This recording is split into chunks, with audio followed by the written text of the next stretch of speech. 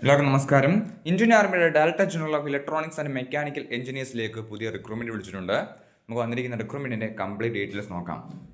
Commandant armed static workshop, Ahalya Nagar, Maharashtra. Stenographer, vehicle mechanic, lower division clerk, civil motor driver, fireman തുടങ്ങിയ തസ്തികയിലേക്കാണ് recruitment വിളിച്ചിരിക്കുന്നത്.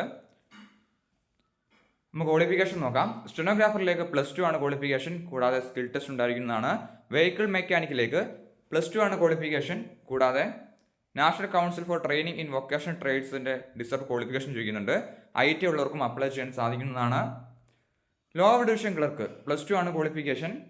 Civil motor driver 10ാം class ആണ് qualification, അതുപോലെ തന്നെ ഡ്രൈവിംഗ് ലൈസൻസ് ചോദിക്കുന്നുണ്ട്.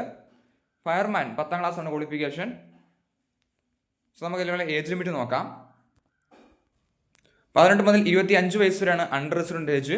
ഇതിൽ 3 ലക്ഷം OBCക്കും 5 ലക്ഷം SC കാൻഡിഡേറ്റ്സിനും ലഭിക്കുന്നതാണ്.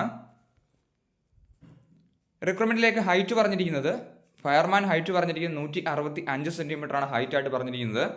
എൻട്രൻസ് ടെസ്റ്റ് ഉണ്ടായിരിക്കുന്നതാണ്, ഫിസിക്കൽ ടെസ്റ്റ് ഉണ്ടായിരിക്കുന്നതാണ്. അപേക്ഷ അയക്കാൻ സാധിക്കുന്ന ഓഫ്ലൈനായിട്ടാണ്.